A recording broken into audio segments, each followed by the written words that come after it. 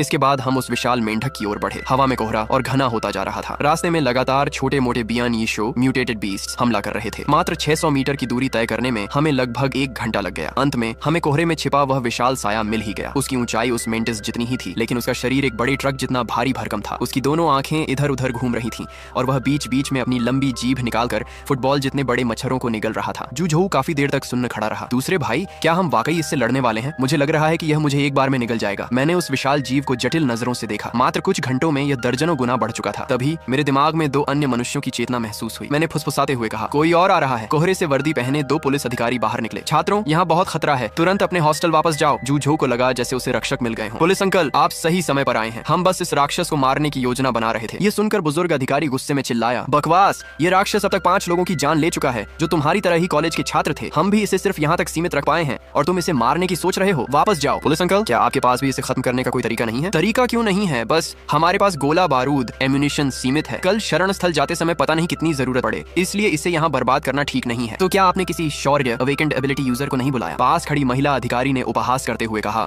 इनंगजे ability users पहली बारिश वाले सिर्फ शारीरिक रूप से थोड़े मजबूत हुए हैं। वे इस स्तर के जीव के सामने चारे से ज्यादा कुछ नहीं है। और जिन्होंने किस्मत से 2 बारिशों में भीगकर अपनी शक्तियां जगाई हैं, पूरे जियांगचेंग में उनकी संख्या बहुत कम है। मतलब सिर्फ 2 बारिशों में भीगने वाले ही शक्तियां जगा सकते हैं। क्या भीगने के समय की कोई शर्त है, या किसी ने बारिश का पानी जमा करके उसमें नहाने की कोशिश की? अधिकारी ने जवाब दिया, तीसरी बारिश के समय बहुत से लोगों ने पानी जमा किया था, लेकिन बारिश खत्म होते ही वह साधारण पानी बन गया। उसमें नहाने या उसे पीने से शरीर में कोई बदलाव नहीं हुआ। जहाँ तक समय की बात है, शोध से पता चला है कि जो जितना ज्यादा देर तक भीगा, उसकी शक्ति उतनी ही अधिक बढ़ी। खैर, अब तुम्हारी जिज्ञासा शांत हो गई हो तो घर जाओ, ये जगह तुम्हारे लिए नहीं है। मेरे तीनों दोस्तों ने अंतिम फैसले के लिए मेरी ओर देखा। मैंने उस विशाल मेंढक की जानकारी जांची। वह अपग्रेड एवोल्यूशन होने की कगार पर था। अगर इसे बढ़ने दिया गया तो पूरी जियांगचेंग यूनिवर्सिटी इसका शिकार बन जाएगी। इसे अभी रोकना जरूरी था। जू आगे बढ़ने ही वाला था कि मैंने उसे पकड़ लिया। रुको, मुझे एक प्रयोग करना है। मैंने वर्चुअल स्पेस से एक सर्च लाइट, तेज रोशनी वाली टॉर्च निकाली और मेंढक की ओर दौड़ पड़ा। मेरे तीनों दोस्त भी पीछे पीछे भागे। पुलिस वाले दंग रह गए। ये रफ्तार! क्या ये सब शक्ति धारक हैं? मैंने सर्च लाइट से मेंढक की आंखों पर रोशनी डाली। मेरी समझ के अनुसार मेंढक रात में सक्रिय रहते हैं और तेज रोशनी के प्रति संवेदनशील होते हैं। जब मैंने सही कोण से उसकी आंखों पर रोशनी डाली तो वह विशाल मेंढक वाकई 2 सेकंड के लिए ठिठक गया। हालांकि लगातार रोशनी डालने पर असर कम हो गया। तभी जू ने पानी की एक तेज बौछार उसके पेट पर मारी, लेकिन मेंढक ने उसे देखा तक नहीं। जू को लगा जैसे एक मेंढक उसका अपमान कर रहा हो। वह फिर हमला करने वाला था कि मैंने उसे रोक दिया। इस मेंढक ने जल तत्व वाटर एट्रीब्यूट जगा लिया है। इस पर पानी का असर नहीं होगा। अब मुझे कोशिश करने दो। मैंने अपनी आंखें बंद की और मानसिक शक्ति मेंटल पावर को केंद्रित किया। वह एक सुई की तरह मेंढक के चेतना क्षेत्र कॉन्शियसनेस पर जा लगी। विशाल मेंढक दर्द से चीख उठा। उसके शरीर से झर के फव्वारे फूटने लगे, जिससे आसपास की घास पल भर में जल गई। मैंने फिर से सर्चलाइट से उसे चकाचौंध किया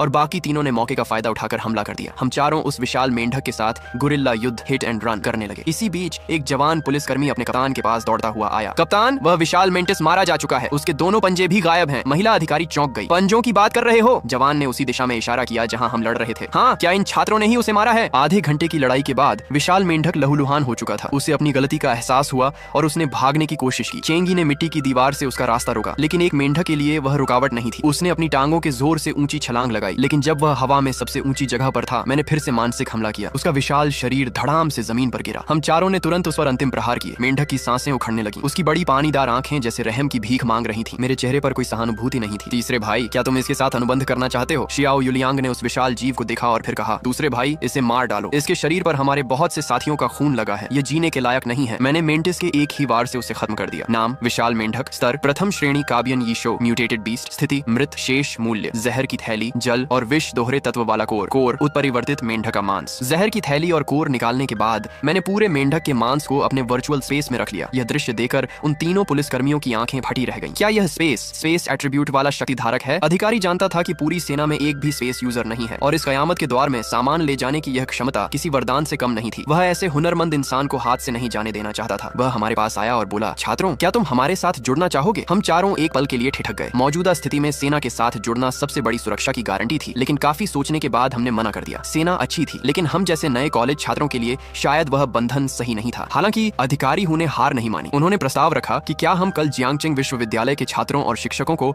शरण स्थल तक पहुंचाने में मदद करेंगे। इसके बदले में वे हमें 4 असॉल्ट राइफलें और 12 हथगोले ग्रेनेड्स देंगे। यह सुनकर हमारी आंखें चमक उठी। एक तो हम वैसे भी शरण स्थल जा रहे थे और रास्ते में कोई मुसीबत आती तो हम चुप नहीं बैठते। दूसरा, कौन सा लड़का बंदूक चलाने के लालच को मना कर सकता है? हमने तुरंत हाँ कर दी। पुलिस कर्मियों के जाने के बाद मैंने एक अजीब बात गौर की। 2 बड़ी लड़ाइयों के बाद भी शरीर में थकान का नामो निशान नहीं था। जब मैंने बाकी तीनों से पूछा तो उन्हें भी एहसास हुआ कि वे बिल्कुल थके नहीं हैं। जब मैंने अपने दिमाग के पैनल को देखा तो वहाँ एक बैटरी का निशान दुकान दिख रहा था जो अभी आधी भरी थी। क्या यह पैनल हमारे शरीर को चार्ज कर रहा है? अगर बैटरी खत्म हो गई तो क्या होगा? क्या पैनल गायब हो जाएगा? तभी मुझे महसूस हुआ कि पैनल उस मेंटिस के गोल्डन कोर के लिए तड़प रहा है। बाकी तीनों की सहमति के बाद मैंने वह कोर पैनल को खिला दिया। इसके बाद पैनल फिर से चार्जिंग मोड में चला गया। हमने कैंपस में और कोर खोजने की कोशिश की, लेकिन काफी घूमने के बाद हमें सिर्फ एक उत्परिवर्तित चूहे से एक और कोर मिला। दूसरे भाई, क्या हमारे कैंपस में बस इतने ही राक्षस बचे हैं? शायद नहीं, लेकिन वह मेंढक यहाँ का सबसे शक्तिशाली जीव था। उसे हराने के बाद थोड़े समझदार जीव डरकर भाग गए होंगे। जब हम वापस हॉस्टल जा रहे थे, हमें अचानक आड़ू के फूलों, पीच ब्लॉसम की खुशबू आई। अभी जून का महीना है, ये खुशबू कहाँ से आई? मैंने तुरंत इनसाइट शक्ति चालू की। वह जीव हम पर हमला नहीं करना चाहता था, बल्कि लुका छिपी खेल रहा था। जब भी मैं उसे देखने की कोशिश करता, वह ओझल हो जाता। मैंने उन तीनों के कान में रणनीति समझाई। हम चारों दिशाओं में खड़े हो गए। जैसे ही वह छोटा जीव फिर से प्रकट हुआ, मैंने उस पर मानसिक हमला किया। चेंगी और जू झो ने भी अपनी शक्तियों से उसे घेरा। जब वह नन्हा जीव भागने के लिए इकलौती खाली जगह की ओर झपटा, तो शियाओ युलियांग ने छलांग लगाकर उसे दबोच लिया। वह छोटा जीव सीधे युलियांग की गोद में जा गिरा। अब हम उसे साफ देख सकते थे। वह हाथ की हथेली जितना छोटा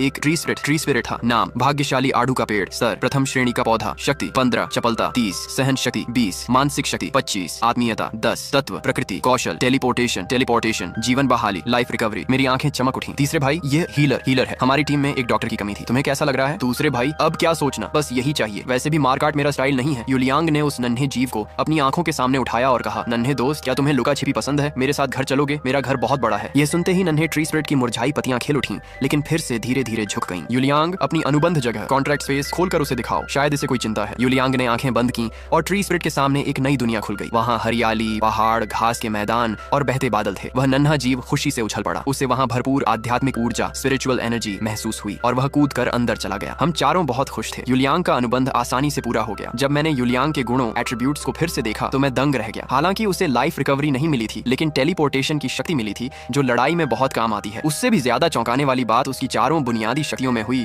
भारी वृद्धि थी। क्या जीवों को मारने से हम मजबूत हो रहे हैं, या यह कोहरे का असर है, या उस पहली बारिश का असर अभी भी हो रहा है? समझ नहीं आ रहा था और अब अंधेरा होने लगा था, इसलिए हम हॉस्टल लौट आए। वहाँ युलियांग को महसूस हुआ कि ट्री स्पिरिट बाहर आना चाहती है। चेंगी हंसा। तुमने वादा किया था कि तुम उसके साथ लुका छिपी खेलोगे, भूलना मत। लेकिन जैसे ही उस नन्हे जीव ने हॉस्टल का कमरा देखा, उसकी पत्तियां गुस्से से मुरझा गईं। वह जैसे शिकायत कर रहा था, यही है तुम्हारा वो बड़ा घर? युलियांग शर्मिंदगी से अपना सिर खुजलाने लगा, लेकिन फिर वह थोड़ा उदास हो गया। उसने जिस बड़े घर की बात की थी, वह जाहिर तौर पर यह हॉस्टल नहीं था। वह नहीं जानता था कि वह अपने असली घर कभी लौट पाएगा या नहीं, और उसके घर वाले किस हाल में होंगे। वह नन्हा जीव बहुत संवेदनशील था। उसने तुरंत युलियांग की उदासी भांप ली और अपनी छोटी पत्तियों से युलियांग के सिर को सहलाने लगा। ये देखकर मैं मुस्कुराया। चलो इसका कोई नाम रखते हैं। हाँ तीसरे भाई, हमें तो यह भी नहीं पता कि यह लड़का है या लड़की। युलियांग ठिठक गया। उसने इस पर ध्यान ही नहीं दिया था। एक मालिक के तौर पर यह उसकी लापरवाही थी। उसने धीरे से ट्री स्पिरिट से पूछा, फिर बोला, इसने कहा कि यह फूल खिला सकती है, तो शायद यह लड़की है। लड़की? तो फिर तुम खुद ही इसका नाम रखो, हम दखल नहीं देंगे। आखिरकार शियाओ युलियांग ने काफी देर सोचने के बाद उसे लुओ होंग नाम दिया। नन्हा जीव अपने नए नाम से बहुत खुश लग रहा था और खुशी से झूमने लगा। इस तरह हॉस्टल के कमरे में कुछ पलों के लिए हंसी मजाक का माहौल बन गया। हालांकि यह ज्यादा देर नहीं चला। छत से अजीब सी आवाजें आने लगी और एक विशाल परछाई खिड़की के बाहर से तेजी से गुजरी। मेरा चेहरा सख्त हो गया और मैंने तुरंत दराज से एक पुरानी घड़ी निकाली। रात के 2:30 बज रहे थे। जू झो ने घबराकर पूछा, दूसरे भाई, क्या तुम्हें कुछ पता चला है? मैंने खिड़की से बाहर झांकते हुए देखा। 2 मीटर के पंखों वाले विशाल चमगादड़ बाहर मंडरा रहे थे। मुझे लगता है कि हमारी रात का पिछला हिस्सा इतना शांत इसलिए था क्योंकि ये सभी बियन यीशो म्यूटेटेड बीस्ट्स चौथी बारिश का इंतजार कर रहे थे। उन्हें उम्मीद थी कि एक और बारिश उन्हें और शक्तिशाली बना देगी। लेकिन अब जब चौथी बारिश नहीं हुई तो उन्होंने हॉस्टल में मौजूद इंसानों को अपना शिकार बनाना शुरू कर दिया है। मेरी बात खत्म होते ही बाहर से चीख पुकार सुनाई देने लगी। चारों हॉस्टल इमारतों में दहशत फैल गई। चेंगी अपने साथियों की मदद के लिए व्याकुल था। दूसरे भाई, क्या हमें बाहर जाना चाहिए? अभी थोड़ा इंतजार करो, कैंपस में तैनात पुलिस बल जल्द ही पहुंच जाएगा, तब तक बाहर निकलना ठीक नहीं है। लेकिन वे हमारे सहपाठी हैं, जब तक पुलिस आएगी तब तक कई लोग घायल हो चुके होंगे या मारे जाएंगे। मैंने गंभीरता से कहा, बड़े भाई, कयामत अपोकलिप्स में मौतें होना तय है, तुम्हें यह स्वीकार करना होगा। मैं सिर्फ यह नहीं चाहता कि हम अपनी मदद को इतना सस्ता बना दें कि लोग उसकी कद्र न करें। 15 मिनट बाद पुलिस कप्तान और उनके 20 जवान उन विशाल चमगादड़ों से भिड़ चुके थे। तब हम अपने कमरे से बाहर निकले। जब हम नीचे पहुंचे तो कुछ पुलिसकर्मी घायल हो चुके थे। शियाओ युलियांग ने तुरंत ट्री स्पिरिट लुओ होंग को उनके इलाज के लिए बुलाया, जबकि हम तीनों लड़ाई में कूद पड़े। तभी एक विशाल चमगादड़ मेरी ओर झपटा। मैंने फुर्ती से खुद को बचाया और अपनी मैंटिस ब्लेड से जवाबी हमला किया। वह चमगादड़ पीछे हटने लगा और भागने की कोशिश करने लगा। तभी मैंने अपनी टॉर्च की तेज रोशनी सीधे उसकी आंखों पर डाली। वह जैसे बिजली के झटके से ठिठक गया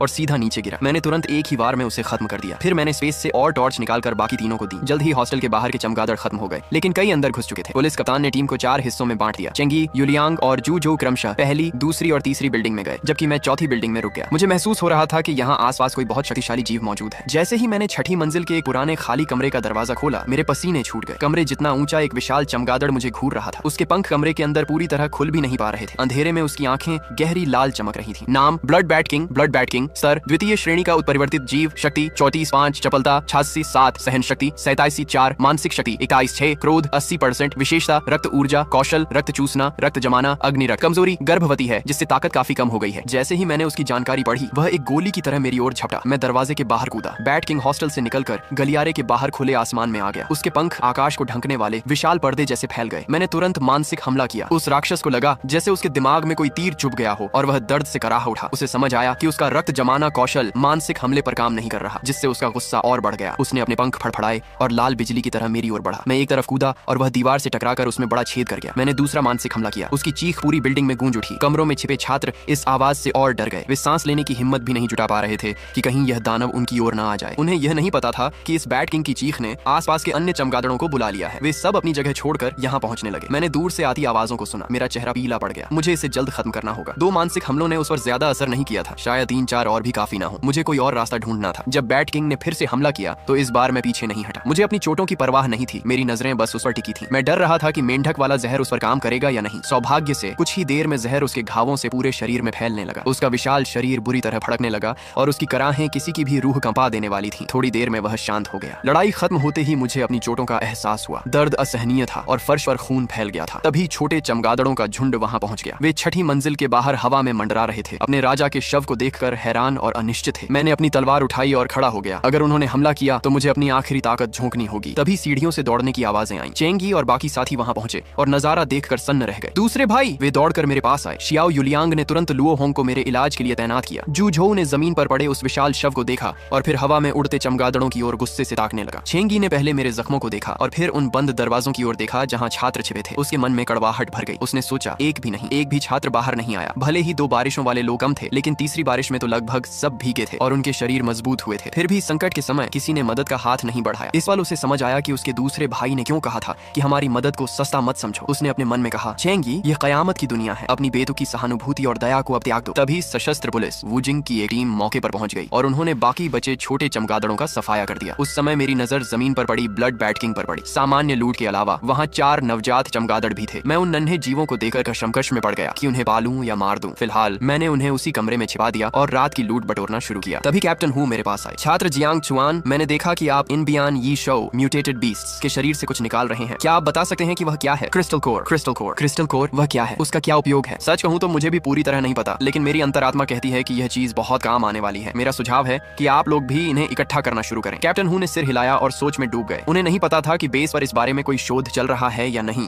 उन्हें यह जानकारी जल्द से जल्द ऊपर भेजनी थी। जब तक हमने युद्ध क्षेत्र को साफ किया, सुबह की हल्की रोशनी होने लगी थी। हम आखिरी आराम के लिए हॉस्टल लौटे। तभी शियाओ युलियांग ने अजीब नजरों से मेरी ओर देखा। दूसरे भाई, मैंने एक अजीब बात गौर की है। जब से मैंने तीसरा चमगादड़ मारा है, मेरे दिमाग में एक धुंधली सी आवाज कह रही है कि अब मेरी ताकत और नहीं बढ़ेगी। हाँ, मुझे भी ऐसा ही महसूस हो रहा है। मुझे भी। ये सुनकर मैं उलझन में पड़ गया क्योंकि मुझे ऐसा कुछ महसूस नहीं हुआ था। मैंने उन तीनों के प्रॉपर्टी पैनल की जांच की। एक बात समान थी, उनके सभी गुण एट्रीब्यूट्स 30 से नीचे थे। क्या दूसरे स्तर लेवल 2 पर पहुंचने के लिए पहले अपने हाथों से एक द्वितीय श्रेणी के राक्षस को मारना जरूरी है? 4 लोगों के लिए अलग अलग स्तर 2 के राक्षसों को मारना काफी कठिन चुनौती हो सकती है। इस सवाल को अभी यहीं छोड़ते हैं, बाद में मौका मिलने पर प्रयोग करेंगे। अभी एक और चीज पर ध्यान देते हैं। मैंने वर्चुअल स्पेस से चमकते हुए गोलों का ढेर निकाला। पूरे सिटी 3 लेवल 1 क्रिस्टल कोर और एक लेवल 2 क्रिस्टल कोर। इनके बारे में क्या ख्याल है? मुझे लगता है कि मेरे पैनल को चार्ज करने के अलावा इनका और भी उपयोग है। सबने एक दूसरे को देखा, किसी को कुछ समझ नहीं आ रहा था। तभी जू झोउ के चेहरे के भाव बदल गए। बड़े भाई, दूसरे भाई, तीसरे भाई, क्या वह मेंढक वाला क्रिस्टल कोर मुझे मिल सकता है? पता नहीं क्यों पहले कुछ महसूस नहीं हुआ था, लेकिन अब एक आवाज कह रही है कि यह कोर मेरे काम आ सकता है। मैं तुरंत समझ गया। जू झोउ की शक्ति जल तत्व वाटर एट्रीब्यूट है और मेंढक जल और विष दोनों तत्वों वाला था। इसका मतलब है कि वही क्रिस्टल कोर हमारे काम आएंगे जो हमारी शक्तियों से मेल खाते हों। हमने आपस में तय किया कि भविष्य में जो कोर जिसके काम का होगा उसे ही दिया जाएगा। जैसे ही सूरज ऊपर आया,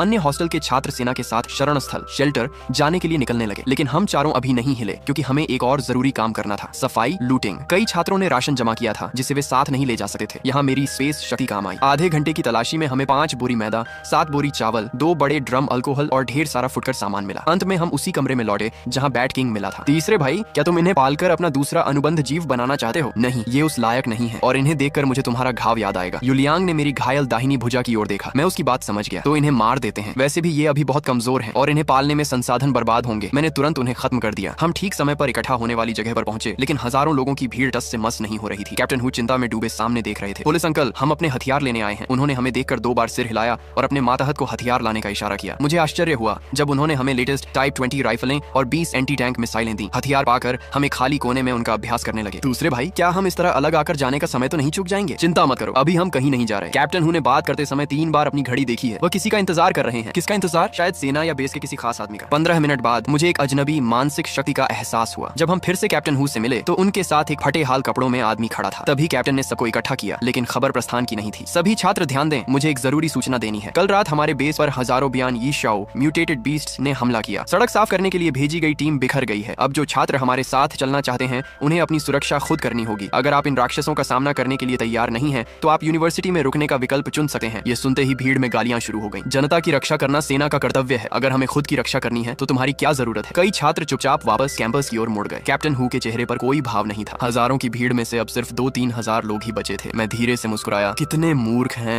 इतना अच्छा मौका गंवा दिया। दूसरे भाई, तुम्हारा क्या मतलब है? कई लोगों के पास शक्तियां नहीं है, उनके लिए यहाँ रुकना सुरक्षित हो सकता है ना? खतरा अब हर जगह है। कैप्टन हू ने खुद की रक्षा की बात जरूर कही है, लेकिन अगर सच में राक्षस आए तो क्या वह हाथ पर हाथ धरे बैठेंगे? जिनमें इतनी भी समझ नहीं, वे क्या खाक बचेंगे? उन्होंने बस समझदार और बहादुर लोगों को छांटने के लिए यह कहा था। हालांकि इसका मतलब यह भी है कि दुनिया के हालात हमारी सोच से कहीं ज्यादा बदतर हैं। मैंने उस फटे हाल आदमी को देखा और चौंक गया। उसके पास भविष्यवाणी प्रीकॉग्निशन की शक्ति है। मैंने अपने भाइयों को बताया। भविष्यवाणी? फिर तो डरने की क्या बात है? नहीं, उसकी शक्ति की एक सीमा है। उसकी भविष्यवाणी की शक्ति की निश्चित रूप से कोई कूल डाउन लिमिट होगी, या फिर इसमें बहुत अधिक ऊर्जा खर्च होती होगी, वरना उसकी हालत इतनी खराब नहीं होती। इसलिए आगे के रास्ते में हमें खुद पर ही ज्यादा भरोसा करना होगा। थोड़ी देर बाद हम आधिकारिक रूप से निकल पड़े। 2 घंटे की निरंतर प्रगति के बाद भी हम 1 किलोमीटर से कम की दूरी तय कर पाए थे। रास्ते में लगातार तरह तरह के बियान यी शो म्यूटेटेड बीस्ट्स हमला कर रहे थे, लेकिन अच्छी बात यह थी कि उनका स्तर लेवल ऊंचा नहीं था। हमें हाथ भी नहीं उठाना पड़ा। सशस्त्र पुलिस वुजिंग ने ही उन्हें निपटा दिया। साथ ही आसपास के कई नागरिक और सैनिक भी काफिले में शामिल होना चाहते थे और कैप्टन हू ने उन सबको साथ ले लिया। तभी दूर के जंगलों से अचानक सरसराहट की आवाज आई। इसके तुरंत बाद झाड़ियों से पंखों के आकार जितनी बड़ी उछाल भरते हुए कुछ बाहर निकला। सबसे आगे एक विशाल नारंगी बिल्ली ऑरेंज कैट थी। सूरज की रोशनी में उसके बाल किसी धातु की तरह चमक रहे थे। उसकी मजबूत और शक्तिशाली मांसपेशियां हर कदम के साथ फड़क रही थीं। नाम fortune fire cat, lucky fire cat. स्तर द्वितीय श्रेणी का इनंग शो। Ability beast. शक्ति 34, चपलता 28, सहन शक्ति 34, मानसिक शक्ति 32, क्रोध 35%, तत्व अग्नि। फायर कौशल अग्नि का गोला, फायरबॉल, अग्नि ढाल, अग्नि शाखा। कमजोरी कोई नहीं। यह देखकर मेरा चेहरा सख्त हो गया। ये पहली बार था जब हमारा सामना बिना किसी कमजोरी वाले किसी शक्तिशाली जीव से हुआ था।